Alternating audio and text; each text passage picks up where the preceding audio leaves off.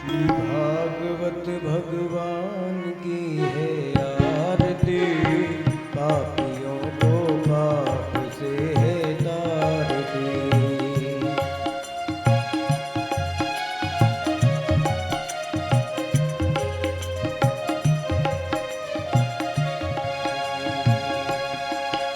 ये अमर ग्रंथ ये मुक्ति पंथ ये पंचम में निराला है, नो जो जगाने वाला है। ये अमर ग्रंथ ये मुक्ति पंथ ये पंचम में निराला है, नो जो जगाने वाला है।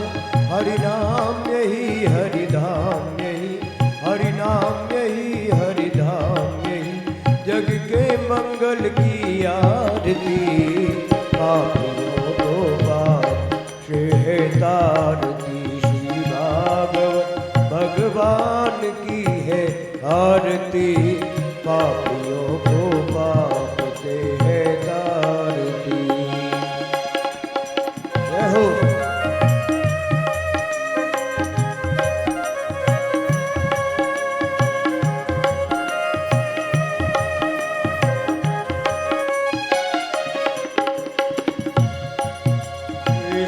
गीत पावन पुनीत पापों को मिटाने वाला है, हरि दरस कराने वाला है। संगीत पावन पुनीत पापों को मिटाने वाला है, हरि दरस कराने वाला है। ये सुख करनी ये दुख हरनी, ये सुख करनी ये दुख हरनी, श्री मधुसूदन की आरती, पापियों को पाप से है तारती। श्री भागवत भगवान की है आरती, पापियों को पाप से है तारती। जय हो।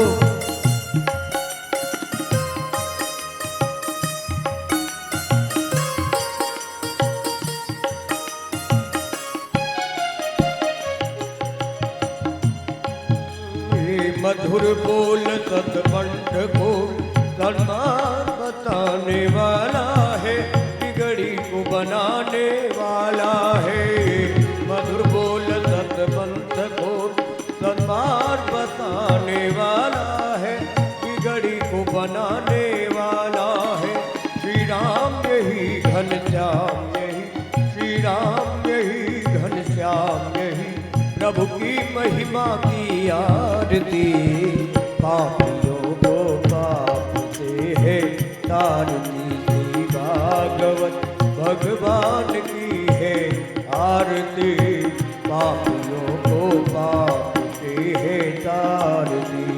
कर्पूर गौरम करुणावतारम संसार सारम भुजगेन्द्रहारम, सदा वसन्तं हृदयारविन्दे भवं भवानी सहितं नमामि।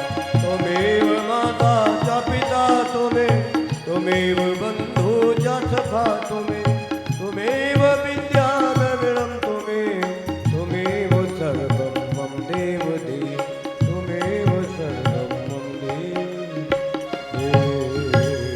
ॐ मारार्तिक्यं समर्पयामि जलेन शीतलीकरणं, पुष्पै देवाभिवन्दनं मन्त्रपुष्पाञ्जलिः। ॐ सुगन्धवल्ली शतपत्रजाते सुवर्णचम्पादवकुलोद्भवानि, गृहाणदेवे समयर्पितानि, प्रभो हरे श्रीपुष्पाञ्जलानि। ॐ हरिः ॐ सुगन्धवल्ली करचरणकृतं वा कायजं कर्मजं वा श्रवणनयनजं वा मानसं वा पराधं विहितमविहितं वा सर्वमेतच्छमस्व। जय जय करुणाब्धे श्रीमहादेव शम्भो। मंत्रपुष्पाञ्जलिं प्रार्थनापूर्वकं नमस्कारान् समर्पयामि। बोले बालकेश्वर महादेव की, बोले भागवत भगवान की, बोले व्यास जी महाराज की, श्री व्यास जी महाराज की। नमः पार्वती पतये, हर हर महादेव।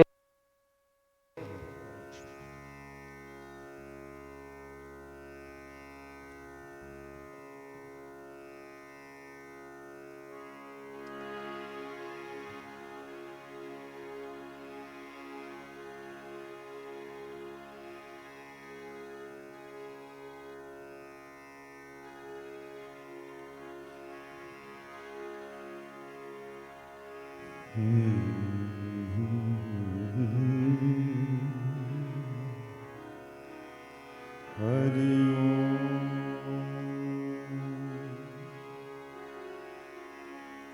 ओम श्री परमात्मने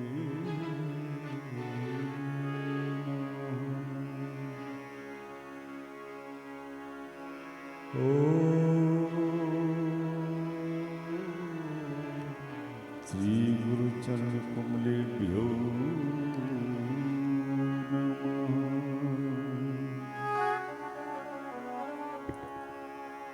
ओम श्री सरस्वती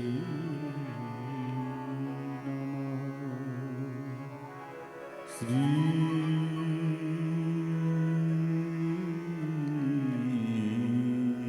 कृष्णचंद्राय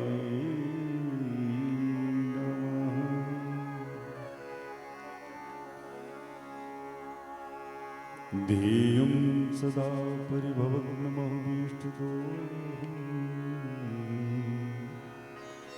तीर्थास्पदं सुविरिञ्चितं शरण्यं भृत्यातिहं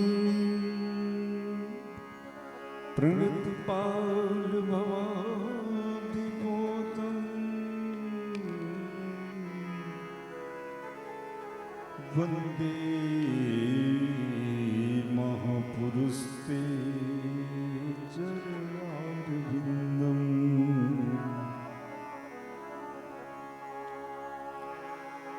बंसी विभूषित करा नवनीरदावा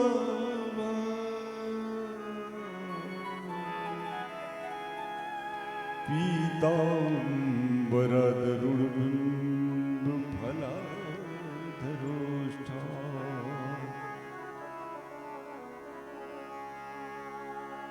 पूर्णेन्दु सुंदर मुखादर बिंदु नेत्रा कृष्णात् परमकिमपि तत्त्वमहं न जाने सच्चिदानंद रूपाय विश्वोत्पत्त्यादि हेतवे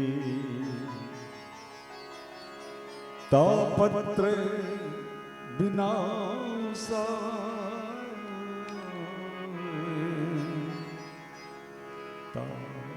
तापत्रय विनाशाय श्री कृष्णाय वयं नमः। श्री रामचंद्र चरणों मनसाय स्मरामि श्री रामचंद्र चरणों बची सागरणामि श्री रामचंद्र चरणों सिरसा नमामि श्री रामचंद्र चरणों शरणं प्रपद्ये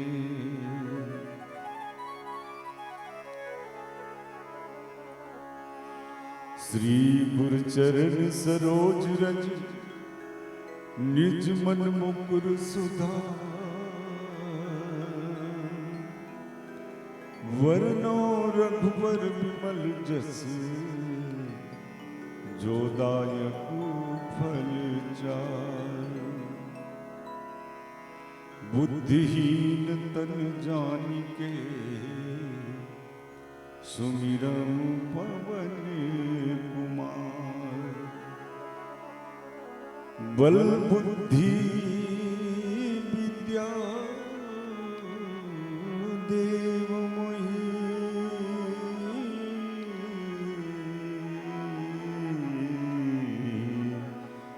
हरहु कलेश विकार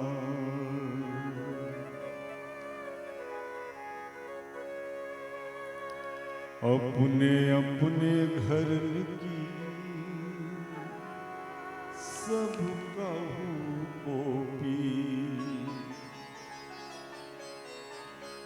तुम ही पीर सब घरन की। ओ मेरे राम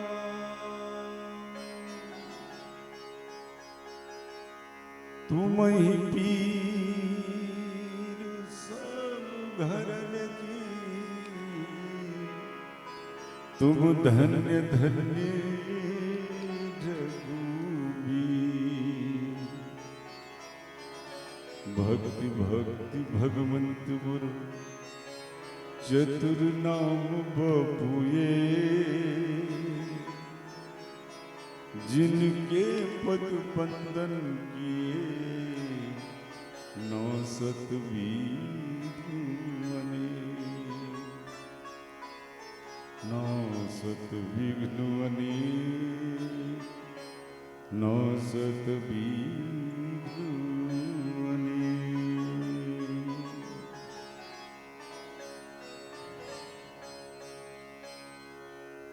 श्री बालकृष्ण कन्हैया लाल की।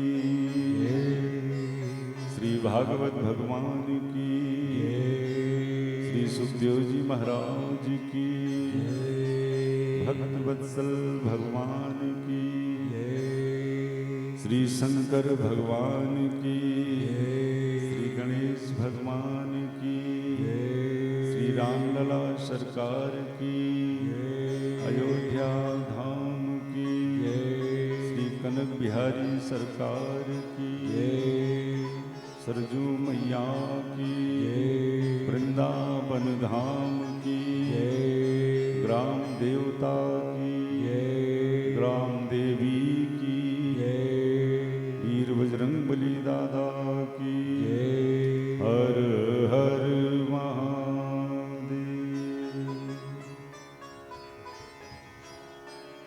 जय जय श्री राधे।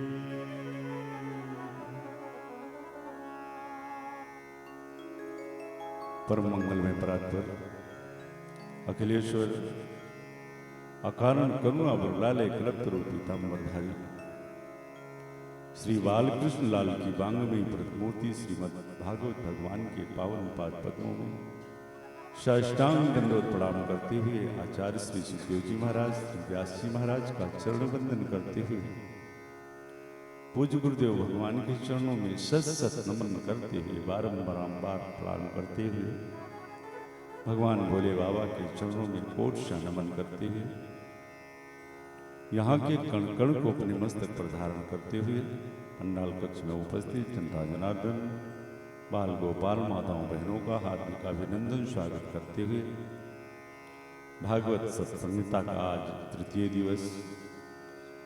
आइए सबसे पहले भगवत स्मरण से अपने मन वाणी को पवित्र करें और फिर उन्हीं के प्रेरणा अनुसार उनकी मंगलमयी कथा में हम सभी प्रवेश करेंगे। बड़े भाव से, बड़े श्रद्धा से, सहज भाव से लाला का दर्शन अपने हृदय में करते हुए भगवत नाम संकीर्तन करें। श्री राधे राधे गोविंद गोविंद राधे। श्री राधे राधे गोविंद गोविंद राधे। श्री राधे राधे गोविंद गोविंद राधे। श्री राधे राधे गोविंद गोविंद राधे। श्री राधे राधे गोविंद गोविंद राधे। श्री राधे राधे गोविंद गोविंद राधे। गोविंद राधे राधे गोपाल राधे। गोविंद राधे राधे गोपाल राधे। गोविंद राधे राधे गोपाल राधे।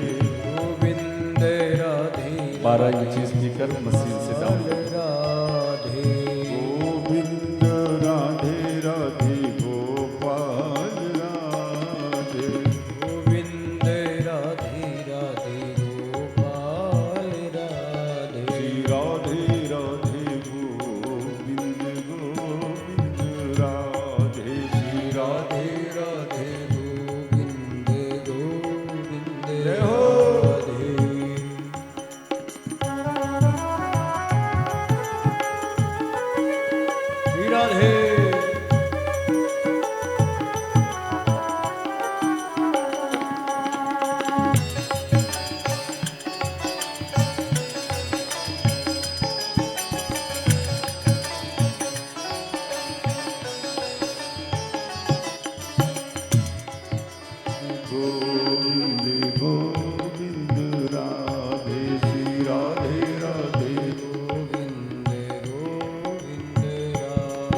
श्री राधे राधे गोविंद गोविंद राधे श्री राधे राधे गोविंद गोविंद राधे करार बिंदेन पदार बिंदम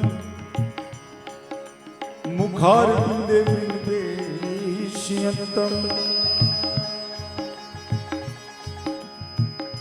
बटस पत्रस बालम मुकुंदम मनसा स्मराम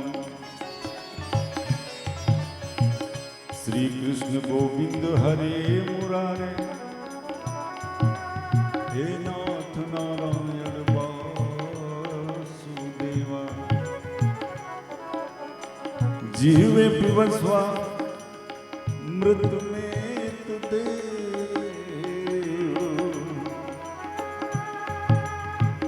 जीवे पिबस्वा मृत में तुदे गोविंद दामोदर माधवे राधे राधे गोविंद गोविंद राधे श्री राधे राधे गोविंद गोविंद राधे श्री राधे राधे गोविंद गोविंद राधे राधे राधे गोविंद गोविंद राधे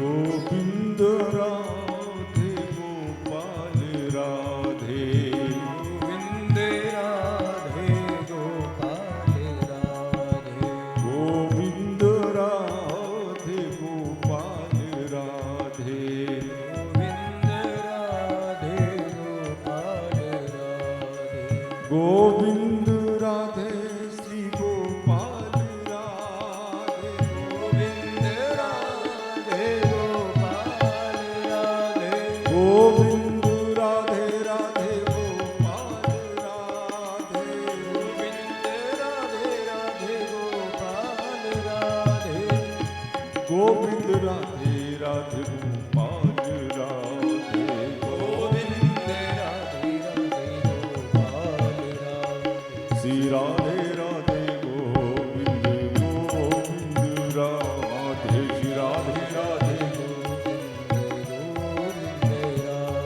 श्री राधे राधे गोविंद गोविंद राधे श्री राधे राधे गोविंद गोविंद राधे राधे राधे गोविंद गोविंद राधे राधे राधे गोविंद गोविंद राधे राधे राधे गोविंद गोविंद राधे राधे राधे गोविंद गोविंद राधे गोविंद राधे गोविंद राधे गोपाल राधे गोपाल राधे राधे राधे गोविंद गोविंद राधे राधे गोविंद गोविंद राधे श्री राधे राधे गोविंद गोविंद राधे राधे गोविंद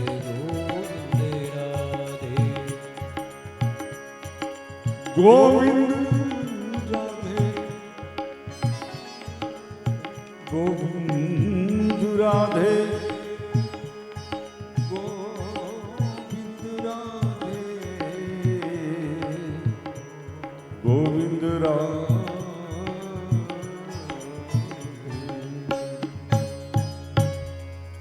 बोलो भक्तवत्सल भगवान की श्री बांके बिहारी लाल की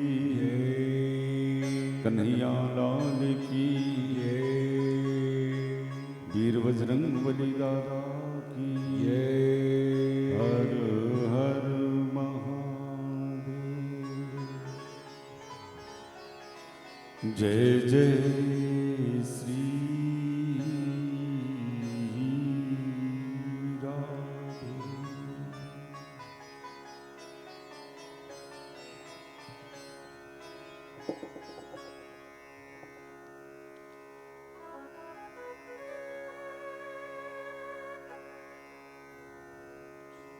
शास्त्रों से हमें एक शब्द मिला समाज को, यतो धर्म ततो जया। जहां धर्म है वहां विजय है।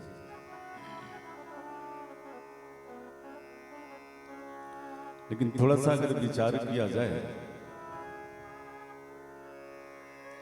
तो कौरव और पांडव दो पक्ष हैं और दोनों पक्ष पे मूर्तिमान धर्म है।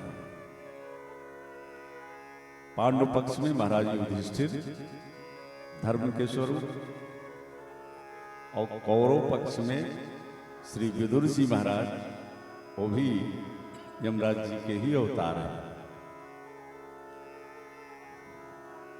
मांडव्य ऋषि के हिसाब से स्वयं यमराज को ही इस धरातल पर अवतार लेना पड़ा, सो विदुर जी के रूप में। एक बार मांडव्य ऋषि कहीं किसी राजा के राज्य में वन प्रखंड में कुटिया बना के साधन भजन कर रहे थे, तो राजा के यहां कुछ चोरों ने चोरी की। धन लेकर के महल से निकले तो सैनिकों ने देख लिया, चोरों का पीछा किया, तो चोर भगे। और जब उनको लगा कि पकड़े जाएंगे तो संजोग से मांडव्य ऋषि की कुटिया से निकल रहे थे, सो राजकोष मांडव्य ऋषि की कुटिया में रख करके चोर भाग गए। राजा के सैनिक मांडव्य ऋषि को ही चोर समझ करके राजा के पास लेके चले गए। और ये मांडव्य ऋषि कोई साधारण ऋषि नहीं है, दूसरे ब्रह्मा का सामर्थ्य है मांडव्य ऋषि में।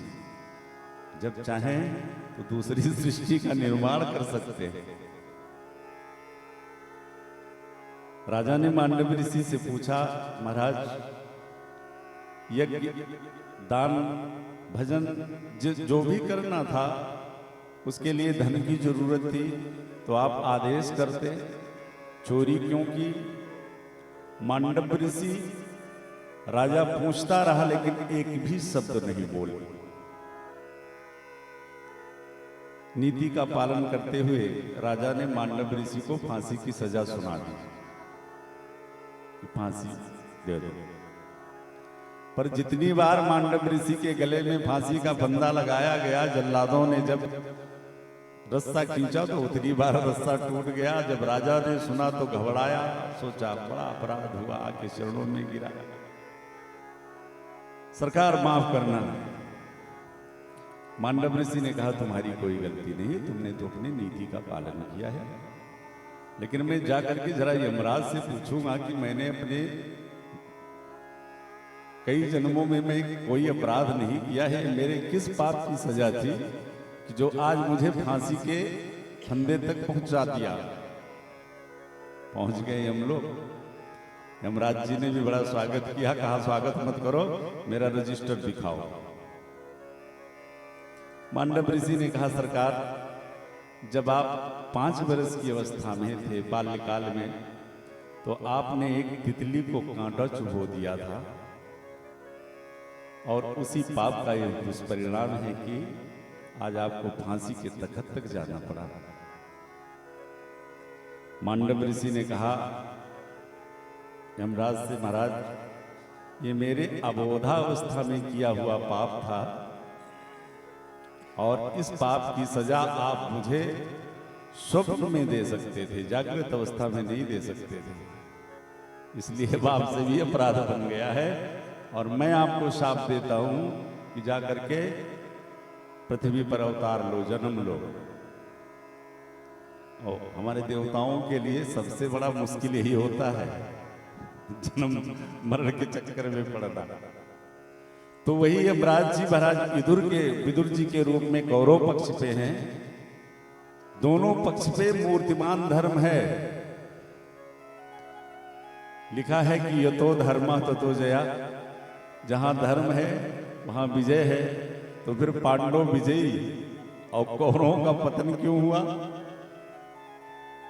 अब यहाँ सूक्ष्म दृष्टि से देखा जाए तो जहाँ ये लिखा हुआ है कि यतो धर्मः ततो जया, वहीं आपको ये भी लिखा मिलेगा कि धर्मो रक्षते रक्षिता।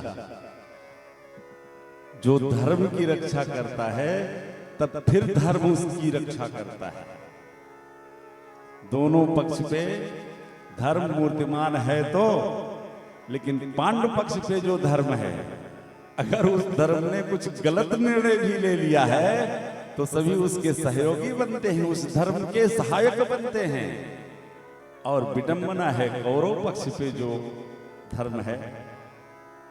हमेशा विदुर जी ने सुंदर मार्ग, सुंदर रास्ता, सुंदर संस्कार पकड़ने का मार्ग दिखाया, लेकिन हमेशा उस धर्म को अनदेखा किया गया।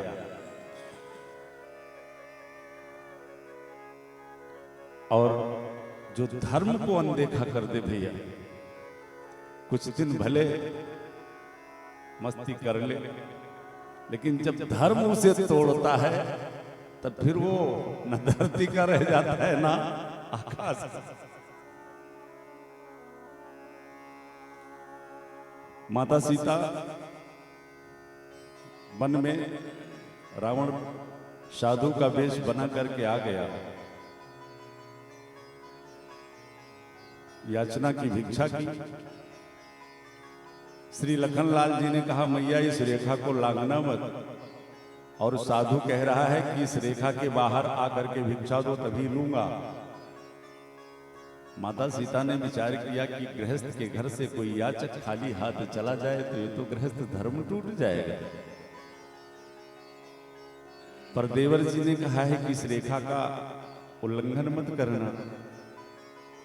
पर मैया ने विचार किया मैं अपना धर्म नहीं छोड़ूंगी, एक गृहस्थ के द्वार से एक याचक खाली नहीं जाना चाहिए। बाहर आई, परिणाम रावण ने हरण कर लिया। और देखिए आज माता सीता ने अपने धर्म का पालन किया। जब अशोक वाटिका में रावण श्री किशोरी जी के सामने आता है, अपने पूरे ऐश्वर्य, पूरे प्रभुत्व के साथ अपने राज्य में, अपने नगर में एक अकेली अबला नारी श्री किशोरी जी अशोक वृक्ष के नीचे बैठी हैं और रावण को एक तृण दिखा दिया। तृण धर्यो ओट कहत वैदेही। रावण ने कहा मेरा इतना बड़ा ऐश्वर्य, श्री जी ने कहा किसी काम का नहीं है। क्यों? क्योंकि मैंने अपने धर्म को पकड़ रखा है और तूने अपने धर्म को छोड़ दिया है। ये तुम्हारा धर्म नहीं था कि एक पराई नारी का हरण करो, इसीलिए तुम मेरे सामने इस तृण के समान हो। अब जिस धर्म की रक्षा मैंने की है, आगे देखते जाओ कि वो धर्म मेरी रक्षा कैसे करता है। और जब उस धर्म ने रक्षा की तो आप परिणाम देख रहे हैं कि रहा नकुल को रो निहारा।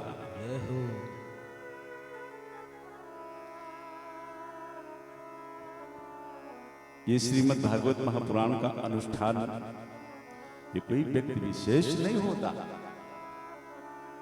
ये कथा किसी व्यक्ति विशेष की नहीं है, ना हमारे माननीय श्री तिवारी जी की है, ना हमारी है, ये तो हमारे ठाकुर जी की है, हमारे गोविंद भगवान की है।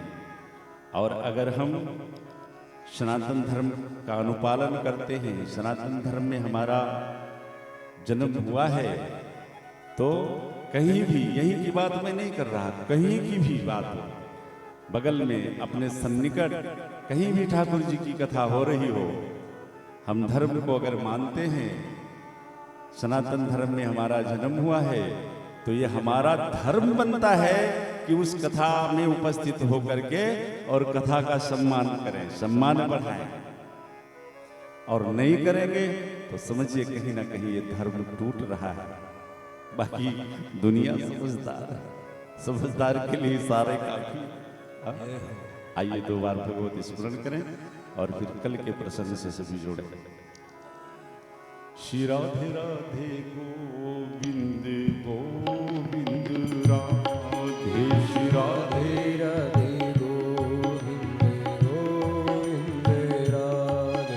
सभा में आप सभी ने श्रवण किया कि हमारे केशव अपने परम प्यारे भक्त श्री भीष्म पितामह का अंतिम संस्कार करवा करके, यद्यपि हस्तिनापुर का कोई भी व्यक्ति ये चाहता नहीं कि कृष्ण हस्तिनापुर से द्वारिका जाए, लेकिन आज महाराज युधिष्ठिर ने सभी को समझाया, भाई देखो केशव इतने दिनों से अपने माता पिता को छोड़कर, अपने द्वारिका वासियों को छोड़कर और हम सभी के साथ हैं, वहां उनके भी माता पिता उनकी प्रतीक्षा कर रहे होंगे। अब अपने स्वार्थ में इनको यहाँ रोकना उचित नहीं है। बेटा कोई मीट ज्यादा फुला हुआ है, ट्रेबुल या मीट कोई ज्यादा बड़ा है, वही सीटी ले रहा है, थोड़ा सा एक एक करके सबका चेक कर लो, मीट और ट्रेबुल दोनों। और अभी जरा तुम भी देखो, श्री राधे राधे गोविंद गोविंद राधे श्री राधे राधे आज महाराज युधिष्ठिर ने प्रेम से कन्हैया को विदाई दी। हस्तिनापुर से पहुंचे द्वारिका। आज महीनों बीत गया है, सभी द्वारिकावासी केशव के लिए पलक पावने बिछाए प्रतीक्षारत हैं। बड़ा सुभव्य स्वागत हुआ श्री कन्हैया का द्वारिका में। सर्वप्रथम अपने महल में पहुंचे तो मैया देव की और श्री वसुदेव जी को साष्टांग दंडवत प्रणाम किया प्रभु ने।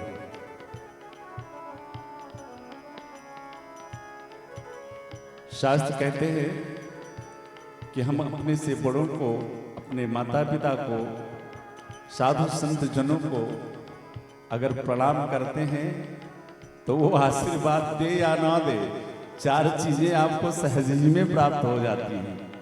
आप सभी जानते हैं, अभिवादन शील से, अभिवादन शील से नित्यम वृद्धोपश्य विना चत्वारि तस्य वर्धन्ते।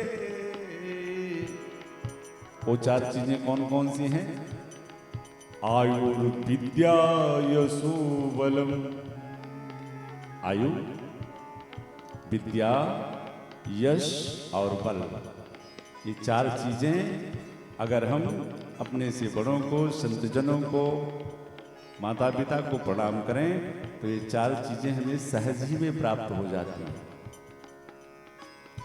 लेकिन ये प्रणाम करने से मिलेंगी? आज के इस भौतिक परिवेश में जो प्रणाम की विधियां चल रही हैं, ये टाटा बाय बाय हाय हाय से मिलने वाली नहीं है, प्रणाम करने से मिलेगी। प्रणाम की तीन विधियां हमारे शास्त्रों में उत्तम बताई गई हैं। पहला, साष्टांग दंडवत प्रणाम, करि दंडवत मुनि सन्मानी। चलो, अगर आप साष्टांग दंडवत प्रणाम करने में महसूस करते हो कि कपड़े गंदे हो जाएंगे तो दूसरी विधि अपना लो, कीन प्रणाम चरण धरि माथा। ये भी नहीं बन पा रहा है तो जोरी पानी प्रभु कीन प्रणाम, हाथ जोड़ करके मस्तक झुका करके तो प्रणाम बोल सकते हो ना।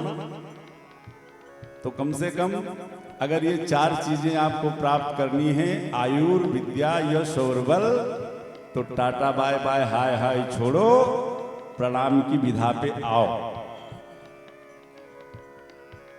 देखो, कृष्ण भगवान हैं, लेकिन भगवान होकर के अपने माता पिता को प्रणाम कर रहे हैं तो साष्टांग दंडवत प्रणाम कर रहे हैं।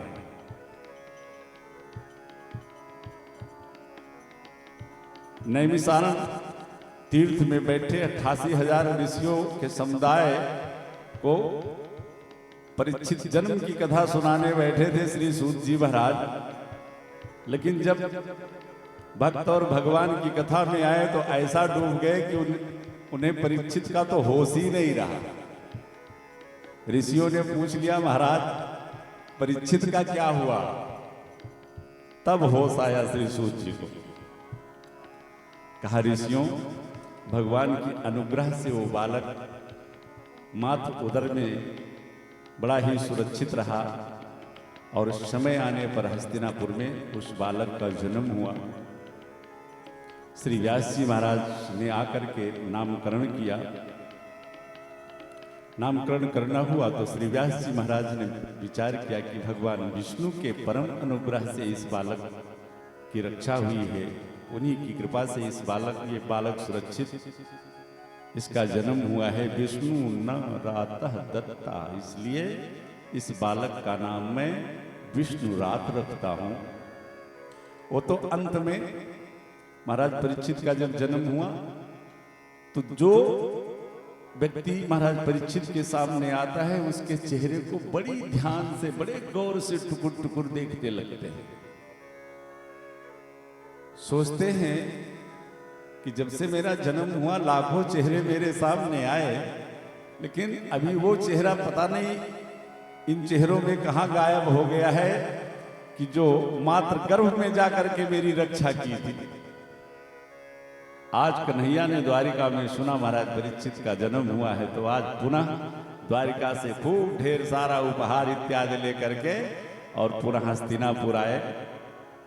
और जब हस्तिनापुर में आज महाराज परीक्षित को अपनी गोदी में लिया तो महाराज परीक्षित आनंद में डूब गए। भगवान समस्त पूर्ववासियों को आशीर्वाद देके पुनः द्वारिका चले गए। आज अर्जुन भी उनके साथ गए। अर्जुन प्रायः द्वारिका में ज्यादा रहा करते थे। महीनों बीत गया। एक दिन महाराज युधिष्ठिर अपने सिंहासन पर बैठे थे। अचानक भीम को बुलाया, कहा भैया भीम, आजकल अपशकुन बहुत सारे होने लगे हैं। पता नहीं क्यों मन में बेचैनी है, घबराहट होती रहती है और बहुत सारे अपशकुन दिखाई देते हैं। मंदिरों में जाता हूं तो देव प्रतिमाएं रोती सी नजर आती हैं। पुच्छल तारा का उदय होना, ये सब अति अनिष्ट के कारण है। इधर महीनों बीत गया, अपने द्वारिकाधीश कन्हैया का भी कोई समाचार नहीं मिला। और ये अर्जुन तो एक बार द्वारिका चला जाए तो हम सभी को भूल ही जाता है। महीनों हो गए, अर्जुन का भी कोई संदेश नहीं। इतनी चर्चा चल ही रही थी कि इतने में सामने से अर्जुन आते हुए दिख गए। पर विडंबना, जब अर्जुन और नजदीक आए और अर्जुन के चेहरे की कांति को महाराज युधिष्ठिर ने देखा तो चिंतातुर हो गए। पूछ लिया, अर्जुन तुम जैसे महारथी, तुम्हारे चेहरे का ये तेज कहां गायब हो गया? कहीं अनजाने में तुमसे कोई अपराध तो नहीं हो गया? किसी भूखे ब्राह्मण को बिना भोजन कराए तुमने भोजन तो नहीं कर लिया? नाना प्रकार के अपराध की ना डाले, कहीं ऐसा तो नहीं हुआ? अर्जुन तो रोते हुए महाराज युधिष्ठिर के चरणों में जाके गिर पड़े। महाराज, वंचितो हम महाराजा हरिणा बंधु रूपिणा, वंचितो हम महाराजा हरिणा बंधु रूपिणा, इनमें प्रहतो तेजो देव विस्मपनम ययो। भैया, हमारे द्वारिकाधीश अपनी समस्त लीलाओं का संवरण करके और हम सभी को छोड़ करके इस परम धाम, इस धरा धाम से अपने परम धाम को प्रस्थान कर गए। और भैया, आज मुझे पता चला कि हम सभी के पास जो भी बल पराक्रम था वो मेरा कुछ नहीं था, वो तो सब केशव। अरे ये उस महाभारत का विजेता अर्जुन आज भीलों के हाथ में लुट के आ गया।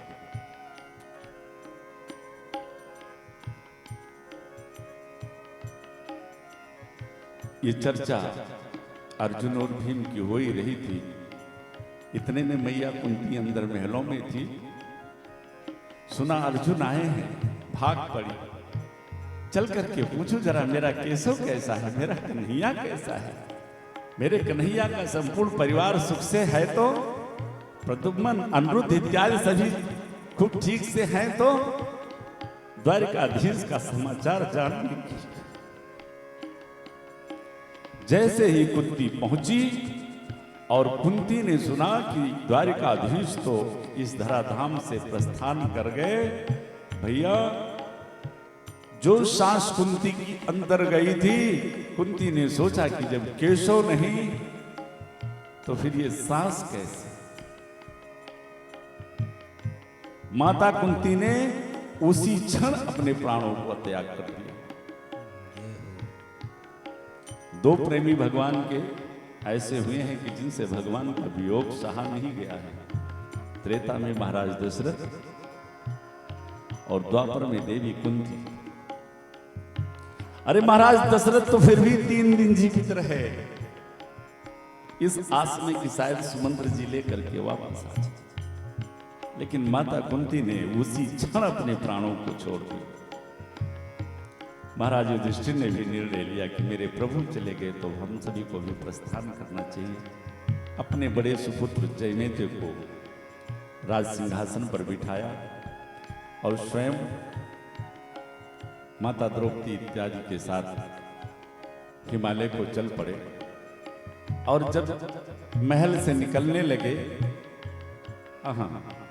महाराज युधिष्ठिर ने अपने पुत्र महाराज परीक्षित को, उस समय महाराज परीक्षित की आयु मात्र 5 वर्ष की थी, राज सिंहासन पर बिठाया। जब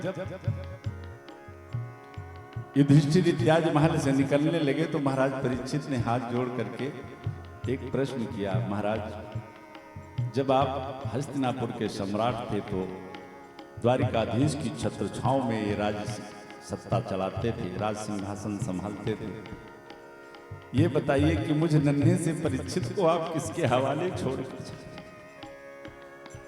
मेरे ऊपर कोई आपत्ति विपत्ति आए तो मेरा रक्षक कौन होगा। तो बड़ा सुंदर उपदेश दिया महाराज युधिष्ठिर ने परीक्षित को। युधिष्ठिर, परीक्षित 3 काम जीवन में करना बेटा। पहला कि पाप करने की कौन कहे, आंखों के सामने पाप होते हुए भी मत देखना। दूसरा, अगर शत्रु भी शरण में आ जाए तो उसे भी प्राण दंड दे देना, आप प्राण क्षमादान दे देना। तीसरी शिक्षा दी कि घर में आए हुए अतिथियों को ईश्वर मान करके उनका सम्मान करना। उपदेश देकर के 5 पांडव चले गए हिमालय को और फिर महाप्रयाण कर लिया, प्रस्थान किया। इधर श्री सूत जी महाराज जब महाराज परीक्षित के शासनकाल का वर्णन करते हैं तो इतना सुंदर शासनकाल है महाराज परीक्षित का कि पूरे राज्य में कोई अपने घरों में ताला तक नहीं लगाता। क्यों? क्योंकि चोर डाकू परीक्षित के राज्य में है ही नहीं। गायों के स्तनों से गौ माता का दोहन नहीं करना पड़ता, पात्र रख दिया जाता है, वो स्वयं दुग्ध प्रदान कर देती हैं। बड़ा सुंदर शासन काल महाराज परीक्षित का चला। साधु संतों के प्रति इतनी अनन्य भक्ति, ऐसे तो कोई महात्मा कोई संत उनसे सेवा लेना नहीं चाहता, क्योंकि सबको पता है कि महाराज परीक्षित भगवान के कितने कृपा पात्र भगवान के भक्त हैं। तो महाराज परीक्षित जंगलों में जाते हैं, कभी लकड़हारा बन करके, कभी नाई बन करके, कभी कुम्हार बन करके, और खूब साधु संतों के आश्रमों की सेवा करते हैं, लकड़ी लाते हैं, जल लाते हैं, साफ सफाई करते हैं।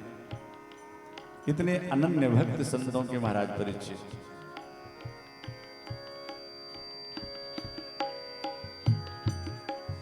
आज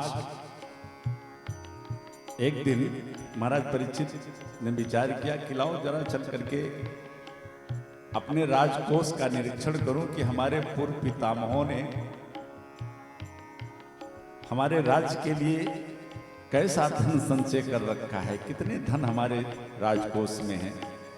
निरीक्षण कर रहे थे, इतने में एक बड़ा सुंदर सा मुकुट दिखाई दिया उनको, जो मुकुट महाराज परीक्षित के मस्तक पर था, हस्तिनापुर का मुकुट, उससे भी कहीं ज्यादा चमक उस मुकुट में। बस जाने क्यों महाराज परीक्षित के मन में आया, संयोग विधि का विधान, अपना मुकुट उतार के वहीं रख दिया और वो मुकुट धारण कर लिया। आज वन बिहार को जाते हैं तो वहां एक घटना सामने आई। देखा एक बैल जिसके 3 पैर किसी ने काट दिए हैं। सामने एक गौ माता खड़ी है जिनकी आंखों से, नेत्रों से अश्रु की धारा बह रही है। दोनों आपस में कुछ बात कर रहे हैं। महाराज परीक्षित ने सोचा सुनना चाहिए, सो एक वृक्ष के छांव में छुप गए। गौ माता उस बैल से पूछ रही हैं कि ये बताओ, ये तुम्हारे चरण कट गए, तुमको पीड़ा देने वाले ने तुम्हारे साथ कितना अन्याय किया। पर वो बैल कहता है, भाई मैं इसका दोषी किसे मानूं। शास्त्र तो कहते हैं कि काहू न को सुख दुख कर दाता, निज कृत कर्म भोग सब भ्राता। तो इसमें मेरे चरणों को काटने वाले का मैं क्या दोष मानूं, इसका दोष तो मुझे मेरा स्वयं ही होगा। इन दोनों की चर्चा को सुनकर महाराज परीक्षित समझ गए कि ये साधारण बैल नहीं, ये तो लगता है साक्षात धर्म है। देवी पृथ्वी से उस बैल रूपी धर्म ने पूछा, भाई तुम क्यों रो रही हो? अच्छा, मुझे पता चला कि तुम क्यों रो रही हो। तुम्हारे प्राण प्रिय प्रभु द्वारिकाधीश इस धरा से अपनी लीला को संभरण करके चले गए। हो, शायद उनका वियोग तुमसे देखा नहीं जा रहा है, सहा नहीं जा रहा है, इसलिए तुम रो रही हो। अभी ये चर्चा महाराज परीक्षित सुनी रहे थे कि इतने में महाराज परीक्षित ने देखा एक काला कुरूप चांडाल व्यक्ति हाथ में नंगी तलवार लेकर के, और जो एक चरण पर खड़ा हुआ वो धर्म रूपी बैल था, उसके उस चरण को भी वो काटने को आतुर हुआ। महाराज परीक्षित तो झपट पड़े उस चांडाल के ऊपर, म्यान से तलवार खींच लिया। आंखें अंगारे बरसाने लगी कि परीक्षित के राज्य में गौ और ब्राह्मण पर इस तरह का अत्याचार। वो काला कुरूप चांडाल कोई और नहीं, साक्षात कलिकाल ही था।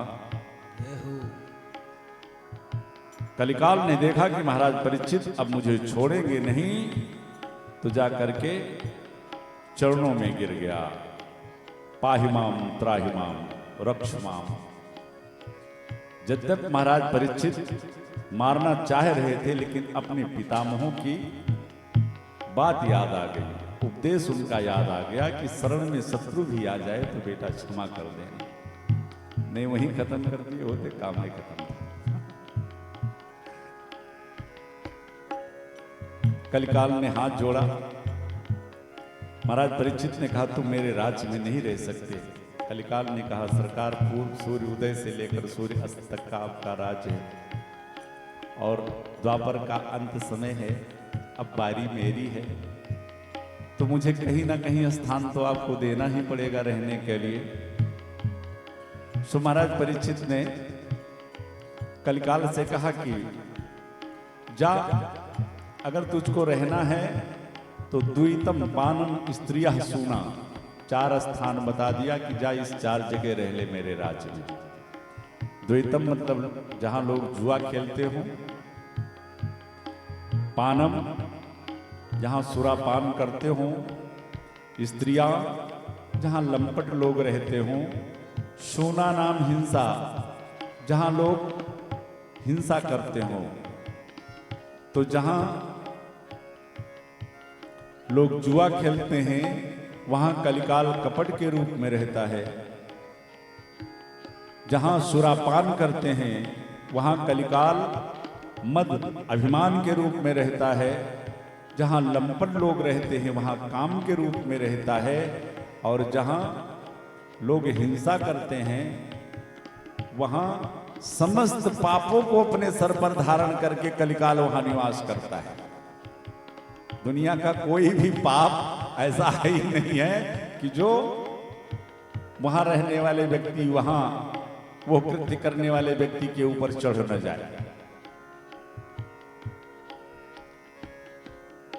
4 स्थान दे दिया महाराज परीक्षित ने कलिकाल को। कहा सरकार बिल्कुल आपने मेरे साथ न्याय किया, जैसा मेरा कार्य, जैसा मैं हूं, जैसा काला कलूटा उसके हिसाब से ये 4 स्थान मुझको दिया, बिल्कुल न्याय किया मेरे साथ। लेकिन सरकार ये तो मेरे दुर्गुण के हिसाब से आपने मुझको मेरे रहने लायक स्थान दिया। महाराज परीक्षित ने विचार किया था कि ये चारों चीजें हमारे राज्य में है ही नहीं है तो ये रहेगा कहां।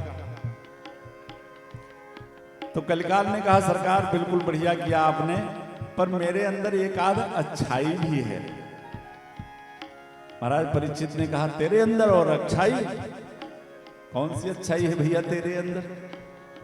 तब कलयुग ने कहा सरकार मेरे अंदर एक तो सबसे बड़ी अच्छाई यही है कि सतयुग में भगवान को पाने के लिए महाराज मनु और देवी शतरूपा का उदाहरण दिया कलिकाल ने। कितने वर्षों तक और कितनी कठोर तपस्या की होई रहे शरीरा, तब जाकर के हजारों वर्षों तपस्या के उपरांत तब ठाकुर जी का दर्शन महाराज मनु और देवी शतरूपा को हुआ। महाराज मेरे युग में तपस्या करने की जरूरत ही नहीं है। युग बदला, त्रेता में महाराज यज्ञ की प्रधानता हुई। और जब श्रृंगी ऋषि जैसा निष्ठावान आचार्य और वशिष्ठ जैसा श्रद्धावान यजमान यज्ञ कराए, तब उस यज्ञ के प्रसाद स्वरूप भगवान की प्राप्ति होती थी। महाराज आने वाले युगों में यह संभव नहीं हो पाएगा। तो महाराज मेरे युग में ना तो तपस्या करने की जरूरत है, ना यज्ञ करने की जरूरत है। और महाराज द्वापर में दान की प्रधानता थी, और दान भी कैसा? जैसा कर्ण ने दान दिया। दानी बहुत हुए हमारे यहां। महाराज हरिश्चंद्र दानियों में शिरोमणि कहे जाते हैं, लेकिन कर्ण दानियों में दानवीर कहा जाता है। महाराज हरिश्चंद्र के पास जो दान था, मैंने कल बताया था कि एक सहज वैराग्य होता है, एक परिस्थिति का वैराग्य होता है। महाराज हरिश्चंद्र के सामने परिस्थिति का दान था, सपने में दे दिया था, संकल्प कर लिया था तो देना ही पड़ा। लेकिन कर्ण कैसा दानी था? महाभारत की एक छोटी सी घटना मैं आपको सुनाऊं। महाराज कर्ण और अर्जुन का युद्ध आज अंतिम क्षणों पे है, अंतिम चरण पे है।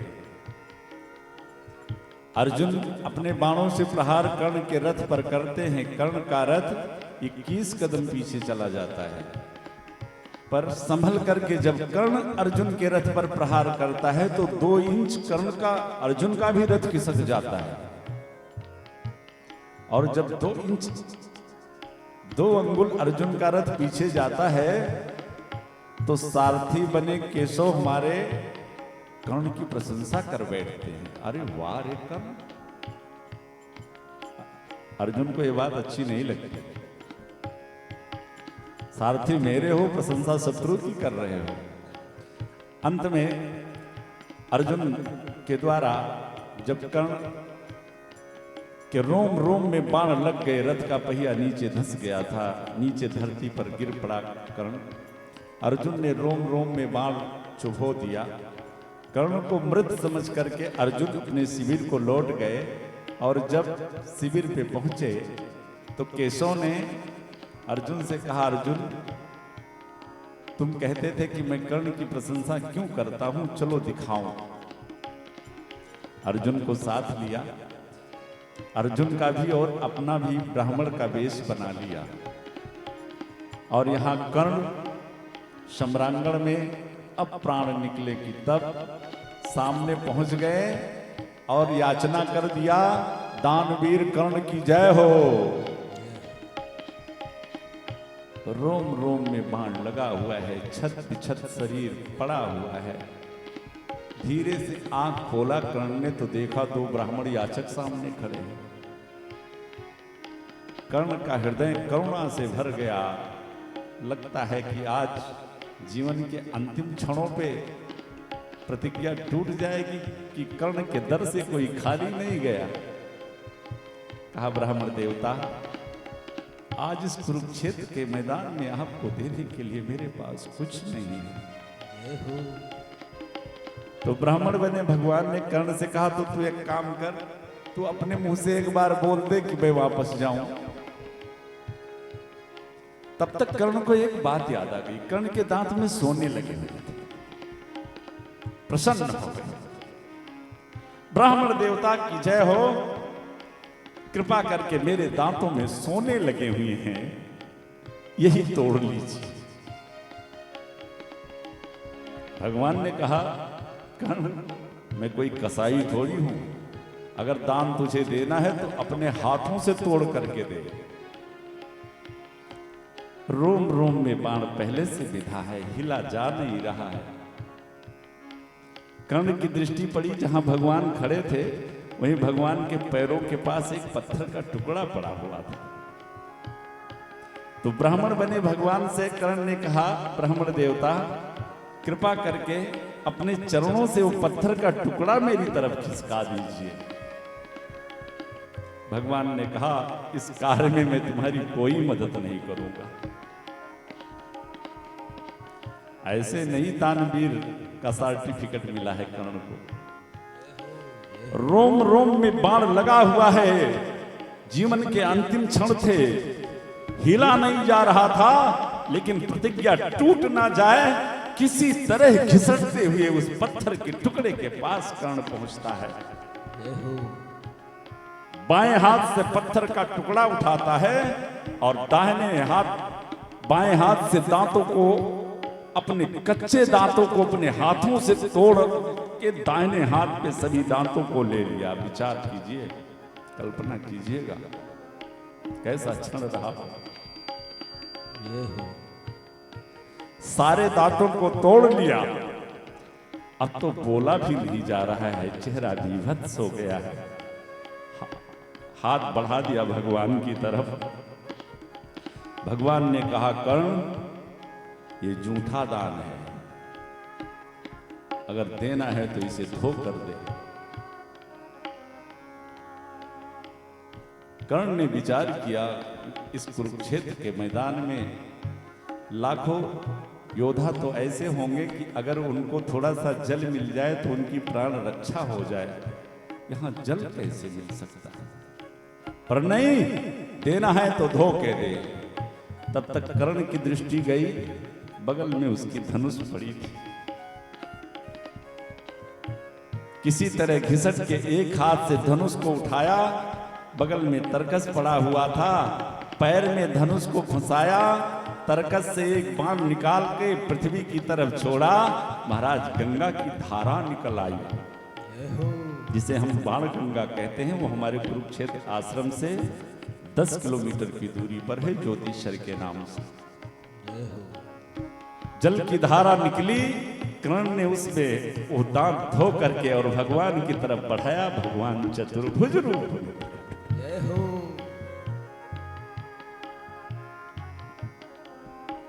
तो कलिकाल ने कहा, महाराज ना तो महाराज मनु और शत्रुपा की तरह तपस्या करने की जरूरत है मेरे युग में, ना श्रृंगी ऋषि और वशिष्ठ जैसे यज्ञ की जरूरत है, ना कर्ण जैसे दान की जरूरत है।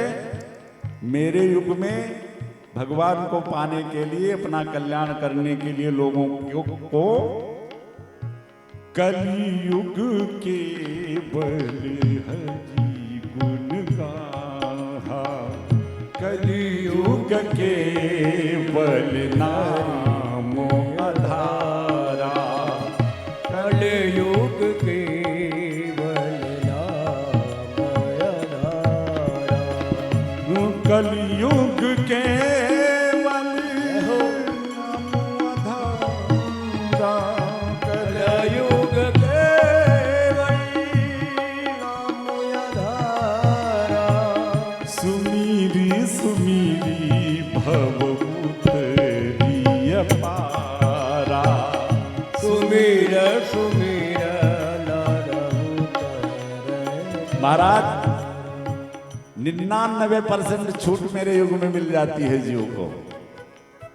और जब महाराज परीक्षित ने कलयुग के इस गुण को सुना तो महाराज परीक्षित कलयुग के इस गुण पर रीझ गए। बस यही शास्त्रों के सूत्रों को पीछे कर दिया महाराज परीक्षित ने। शास्त्र कहते हैं, एकादश स्कंद में भागवत में ही आगे आप श्रवण करेंगे कि उद्धव ने गुण दोष की परिभाषा पूछी कन्हैया से कि केशव सबसे बड़ा गुण क्या है और सबसे बड़ा दोष क्या है। तो गुण दोष को परिभाषित करते हुए हमारे कन्हैया ने कहा, गुण दोष त्रिश्री दोषा गुणस्तु भय वर्जिता। सबसे बड़ा गुण क्या है कि जो किसी के गुण दोष को देखे ही ना, यही सबसे बड़ा गुण है। अब अगर महाराज परीक्षित ने शास्त्रों के इस सूत्र का पालन किया होता तो परीक्षित के कलयुग के इस गुण पर महाराज परीक्षित रीझ न गए होते। अच्छा, आप कहोगे कि महाराज गुण देखने से दोष क्या है? तो देखो, गुण किसी का देखोगे तो उसके प्रति आपकी आसक्ति होगी। अरे वाह भाई, ये तो बड़े काम के आदमी हैं, हाँ? उनकी तरफ आपका झुकाव होगा। और अगर किसी में दोष देखोगे तो उसके प्रति घृणा होगी, और जब उसके प्रति घृणा होगी तो सिए राम में सब जग जानी। इस सिद्धांत का अनुपालन कैसे हो पाएगा? इसलिए हमारे भगवान कन्हैया ने कहा, गुण दोष देखना ही बंद कर दो, गुणस्तु भय वर्जिता।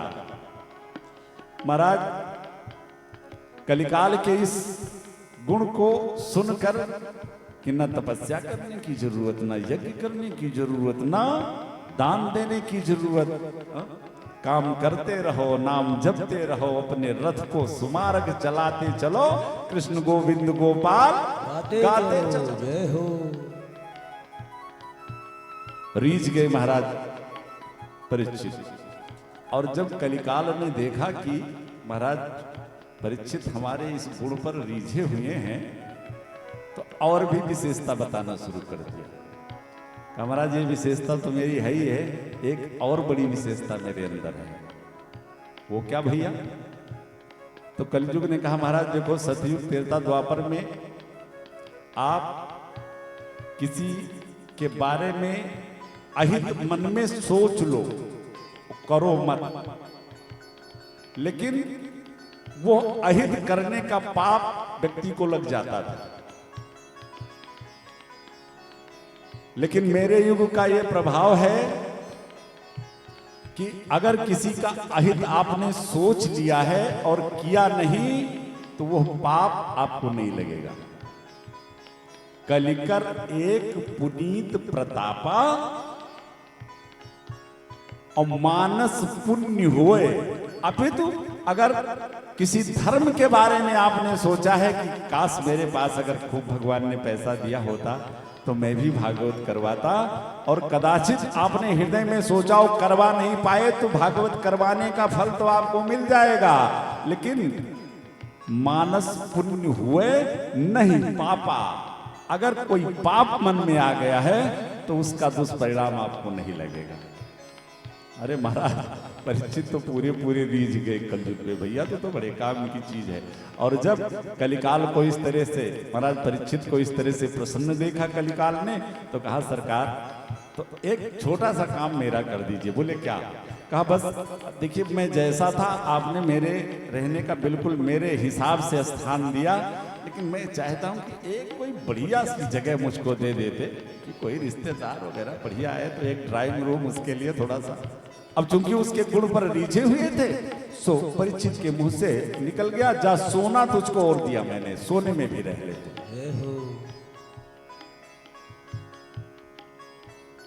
अब फिर यहाँ एक प्रश्न उठता है कि भाई सोने में तो गीता में भगवान ने स्पष्ट कहा है कि धातुओं में सोना में हूं, धातु नाम अस्मि कंचनम। तो सोने में तो भगवान का वास है, तो सोने में कलिकाल का वास कैसे हो गया? तो शास्त्रों ने फिर निराकरण किया कि नहीं, देखिए जो शुद्ध सात्विक मेहनत से कमाया हुआ स्वर्ण है उसमें तो हमारे ठाकुर जी का वास है, लेकिन जो कुरीति से अनरीत से अनाचार दुराचार पापाचार से कमाया हुआ स्वर्ण है उसमें कलिकाल का वास है।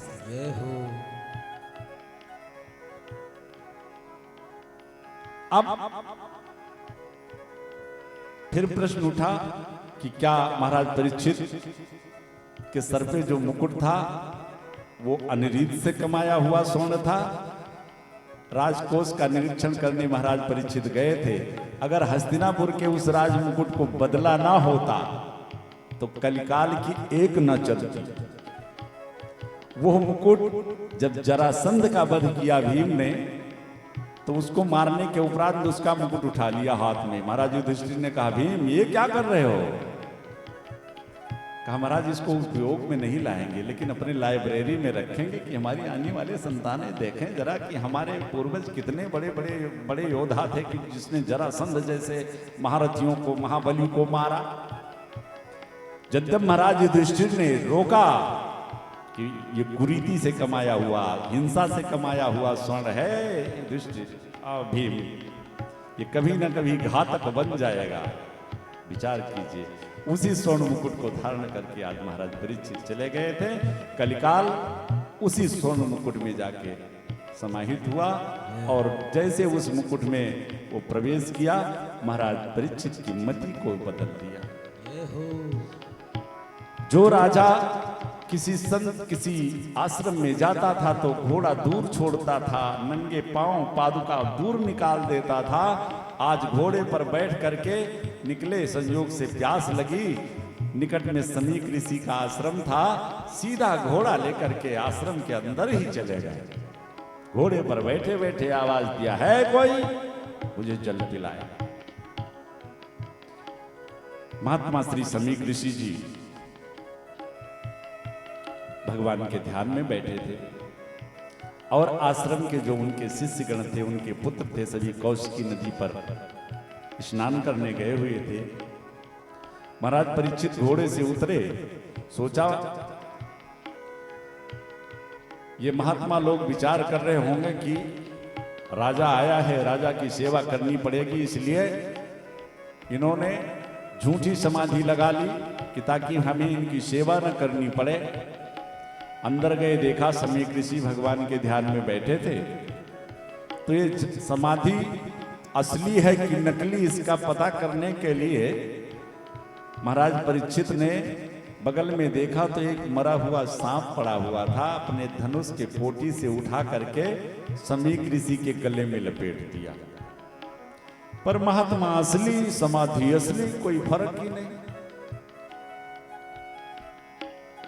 एक बात में एक छोटा सा संकेत आप सभी को जरूर करूंगा।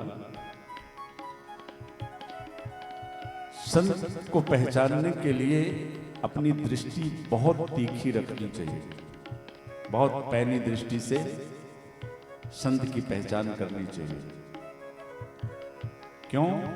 क्योंकि किसी नकली महात्मा को अगर असली मान लिया तो पतन हो जाएगा, और किसी असली को नकली मान लिया तो पतन हो जाएगा। इसलिए दृष्टि बहुत पैनी होनी चाहिए साधु को पहचानने के लिए।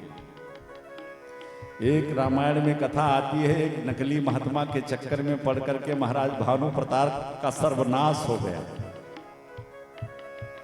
और भागवत में आज देखिए एक समीक ऋषि असली महात्मा पर महाराज ने विचार किया कि ये झूठी समाधि लगा करके बैठ गया है कि राजा की सेवा न करनी पड़े। अरे हम यहाँ के राजा हैं और हमारी प्रजा का ये धर्म बनता है कि राजा इस पृथ्वी का दूसरा भगवान होता है।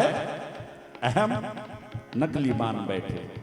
महाराज परीक्षित तो चले गए अपने राजमहल को, लेकिन कुछ एक देर के बाद में एक कोई नन्हा सा शिष्य आश्रम में आया और उसने देखा कि गुरुदेव भगवान के गले में किसी ने मरा हुआ सर्प डाल दिया है। हमारे पूज्य गुरुदेव भगवान का ऐसा अपमान किया। वो दौड़ा दौड़ा गया कौशिकी नदी के तट पर श्रृंगी ऋषि समीक ऋषि के पुत्र श्री श्रृंगी जी, वो श्रृंगी नहीं, ये दूसरे श्रृंगी ऋषि हैं, जाकर के उनसे बताया कि भैया हमारे गुरुदेव भगवान का किसी ने अपमान किया है, किसी ने मरा हुआ सर्प उनके गले में डाल दिया है। श्रृंगी जी की आंखें लाल, नेत्र अंगारे बरसाने लगे, कूद पड़े कौशिकी नदी में और अंजलि में जल भर लिया और चला दिया वाणी का बाण। जिसने भी मेरे पिता के साथ ऐसा व्यवहार किया है, मैं उसे साफ देता हूं कि आज के ठीक 7 दिन बाद यही तक्षक बनकर के उसे दंश मारेगा और तक्षक दंश से उसकी मृत्यु हो जाएगी। ये कह करके जल छोड़ दिया। आए कुटिया में और पिता का यह अपमान देख करके मुक्त कंठ रोने लगे। बालक का रोना सुनकर के समीक ऋषि के नेत्र खुल गए। देखा सामने बालक रो रहा है, गले में देखा तो किसी ने मखौल किया है, सांप डाल दिया, गले से उतार के नीचे फेंक दिया।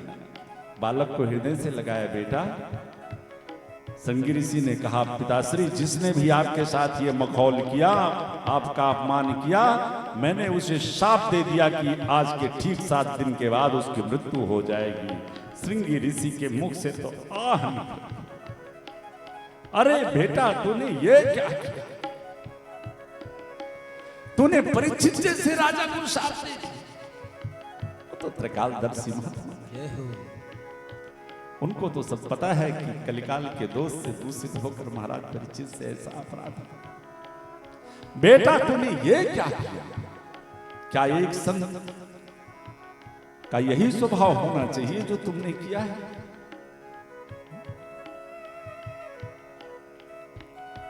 संत की परिभाषा करते हुए श्री गोस्वामी तुलसीदास जी महाराज ने एक बार विचार किया कि लाओ जरा संतों के लिए कोई उपमा दूं।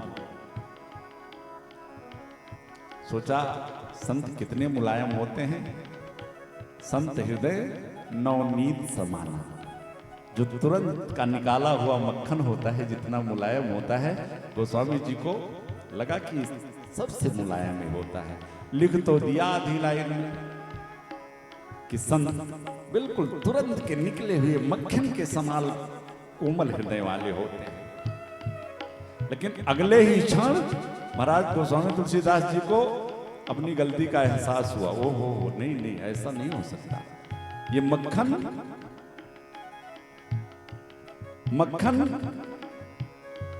जिस बटलोई में रखो और उसे चूल्हे पर रखो, तो जिस चूल्हे पर वो मक्खन की बटलोई रखा हुआ है, उसी के नीचे आप आग जलाओगे तो मक्खन पिघलेगा। ऐसा नहीं हो सकता कि इस चूल्हे पर मक्खन रखा हुआ है और आग आप इस चूल्हे में जलाओ तो ये मक्खन पिघल जाएगा। लेकिन संत पर दुख देख द्रवे सुपनीता, ये संत का स्वभाव। संत तो दूसरे के दुख को देखकर द्रवित हो जाते हैं। ये मैंने क्या लिख दिया कि संत हृदय नवनीत समाना। अपनी गलती का सुधार किया। कहा कबीर, कहा तो मैंने, लेकिन कहा ही न जाना। ये गलती हो गई मेरे से। कहा कबीर पर कहा ही न जाना। समीक ऋषि ने अपने बेटे श्रृंगी को समझाया, बेटा संत का स्वभाव ये नहीं होना चाहिए। और बेटा परीक्षित जैसे धर्मात्मा राजा को शाप दे करके तुमने बड़ा घोर अपराध किया। अरे अब आने वाले समय में तो जो भी राजा होंगे उनका धर्म से कोई मतलब ही नहीं रह जाएगा, सभी धर्म निरपेक्ष हो जाएंगे। और जब राजा ही धर्म निरपेक्ष हो जाएगा तो प्रजा में धर्म कहां रह जाएगा, और प्रजा से धर्म हट जाएगा बेटे तो वर्ण संकटता फैल जाएगी। इस सब का कारण तू बनेगा। परीक्षित जैसे भगवान के अनन्य प्यारे भक्त को तुमने शाप दे दिया, पर अब तो ब्रह्मवाक्य वाणी निकल चुकी है। एक छोटे से गौरमुख नामक शिष्य को बुलाया, कहा बेटा जाकर के महाराज परीक्षित से कह दो कि उन्हें 7 दिन में मरने का साथ मिला है, अपने मुक्ति का कोई उपाय ढूंढ। वो ब्राह्मण महाराज परीक्षित के महल पहुंचा, और इधर जब महाराज परीक्षित अपने महल में पहुंचे और वो स्वर्ण मुकुट उतार के नीचे रखा तो सारी घटना याद आ गई, कराह उठे। एक बात तो मूर्छित हो गए, मुझसे एक संत का अपराध हो गया। अभी मूर्छा टूटी ही थी, कितने में वो ब्राह्मण कुमार आ गया। महाराज परीक्षित ने देखते ही उस ब्राह्मण बालक को प्रणाम किया। उस ब्राह्मण बालक ने कहा, महाराज पूज्य गुरुदेव भगवान ने संदेशा दिया है कि आपको 7 दिन में मरने का शाप मिला। महाराज परीक्षित ने उस ब्राह्मण बालक से कहा, सरकार मुझको 7 दिन में मरने का शाप दे करके मेरे साथ अन्याय किया। अरे मेरे से तो एक संत का, एक ब्राह्मण का अपमान हुआ। 7 दिन क्या, मैं तो 2 घड़ी जीवित रहने का अधिकार। बालक चला गया। इधर महाराज ने अपनी महारानी को बुलाया, देवी आओ मैं तुम्हें दुनिया का एक बड़ा आश्चर्य बताऊंगा। महारानी आगे